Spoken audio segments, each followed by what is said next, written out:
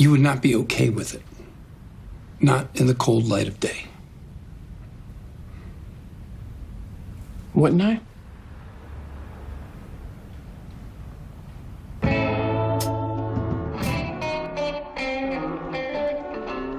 Better Call Saul, Season 6, Episode 9, Fun and Games. I thought it was another very good episode. Things began in a perfect way for a perfect day. Kim and Jimmy went about their perfect day perfectly. Mike and his team handled the cleanup perfectly. And they all took care of business like consummate professionals. Perfectly.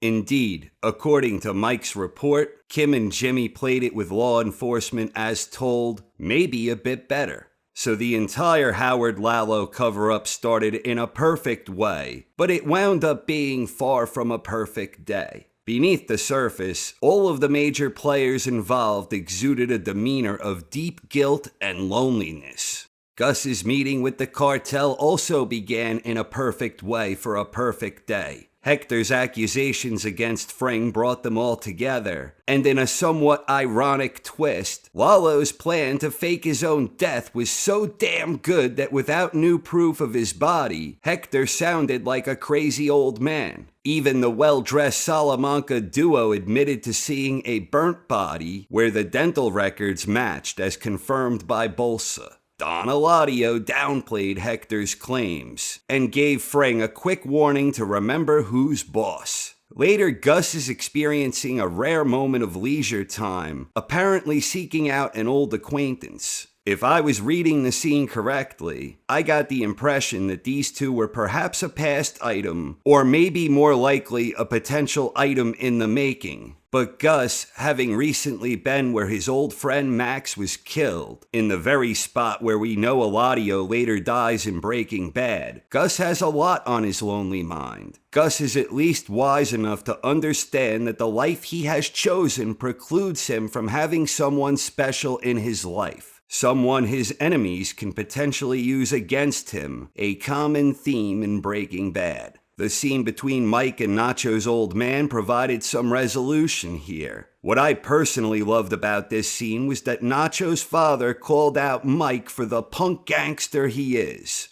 Mike is one of the characters who is easy to root for because he's a complete and total badass, and he has a moral code he tries to adhere to when it comes to those not in the game. But Mike is full of it, and Nacho's dad called him out on that. At the end of the day, Mike's code served him no good in the end anyway. It's what got him caught. Walt and Lydia had the right idea, and Mike was a murdering thug regardless. But that's why Mike was never the big boss of anything. His code ultimately gets him killed by another gangster. And it got his son killed too. The code itself was really just Mike rationalizing his own ill deeds, where he refuses to fully commit himself into the game because of the limitations of his self-imposed code. That might make it easy for us as an audience to root for him, but at the end of the day, Mike is just another low-life gangster, exactly as Nacho's dad proclaimed. Then we had the memorial service for Howard at HHM, where a slew of characters are mourning Howard, shocked that he was a wild cokehead who tragically drowned. Cheryl knew that if anything happened to Howard, he warned her that Jimmy was behind it. When Kimmy and Jim gave their condolences, she called them out. Jimmy tried being Jimmy and smooth-talking his way to an explanation. But then in all of her glory, Kimmy Corleone stepped up to the plate with a believable lie on the fly, where her complete mastery of deception was on full display. Even Cheryl herself reluctantly seemed to believe. Cliff was feeling guilty himself, and this effectively put the final nail into finalizing the Howard Lalo cover-up. Indeed, Howard's life was over, and his good name and reputation now forever ruined. Even the legacy of HHM itself was finished. The final piece of Chuck McGill that still lived on died with Howard Hamlin.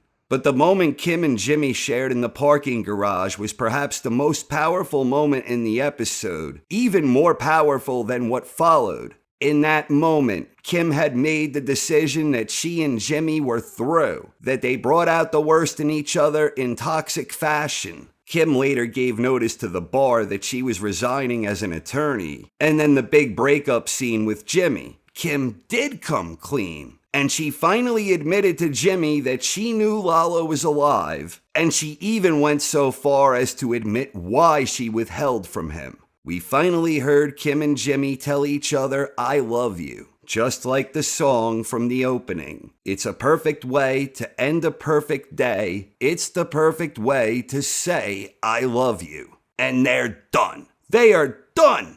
Kimmy Corleone apparently ain't no behind-the-scenes player in Breaking Bad after all, proving my TV show predictions suck every bit as much as my boxing predictions. And with just 4 episodes left, it feels like the bulk of the remaining time will be spent in either the Breaking Bad timeline or the Gene timeline. Maybe there is still a flashback forthcoming from the Better Call Saul timeline. Maybe we haven't seen the last of Kim yet. Perhaps she still shows up in any capacity of any timeline before all is said and done. But Fun and Games was an episode that provided many resolutions to various parts of the bigger story. We got a final resolution on Howard Hamlin, the cokehead lawyer who drowned. We got a final resolution on Lalo Salamanca, who is believed to have been killed in the fire by all except those in the know. We got a final resolution with Nacho's old man, whose character is admirable beyond reproach. We got a final resolution for HHM, which is downsizing and changing names, effectively erasing the legacy of Chuck, Howard, and Howard's old man. And we got a final resolution on the Wexler-McGill relationship. All of the main players are left guilt-ridden and lonely, having to live with the inconvenient consequences of their own decisions. I thought Fun and Games was a very solid episode. Indeed, tight.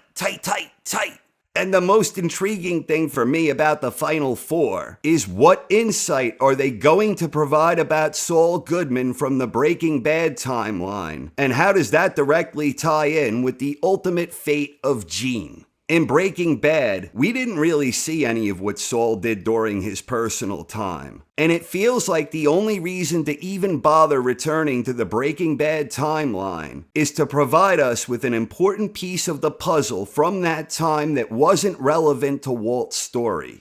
As far as Kim goes, it feels like if she is going to return, it will almost certainly be in the Gene timeline. But I do wonder if Kimmy Corleone still doesn't resurface in the Breaking Bad timeline before that in some capacity. But regardless of Kim, there must be something Saul did in the Breaking Bad timeline that relates to his current predicament with Jeff, the cab driver. However it goes, I am definitely fired up for the final 4. Thank you very much for watching, everyone. I hope you enjoyed, and have a wonderful night. Pollos hermanos, delicious chicken griddle fry. Pollos hermanos.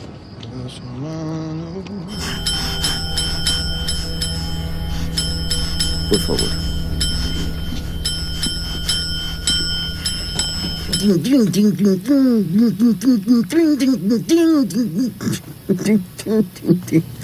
Ay, ay, ay. Tell me about the lawyers. Well, they spent a full afternoon with the cops, played it as they were told, maybe a bit better. A 1978 coat routine.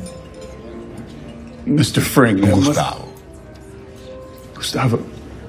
What you talk about is not justice. What you talk of is revenge. I'm saving it for a special occasion. Well, I would love to hear about it when you have that occasion. Ustedes son el cartel y su justicia. Todos son iguales. HHM is downsizing. Seriously? Yep, they're going to take half a floor downtown. And they're changing their name. And Howard was there at his desk, head down, and he was snorting something. I never saw it coming. Addiction is a disease. He was a good lawyer and a hell of a guy. You saw him every day. You knew him better than anyone. Maybe I misunderstood what I saw.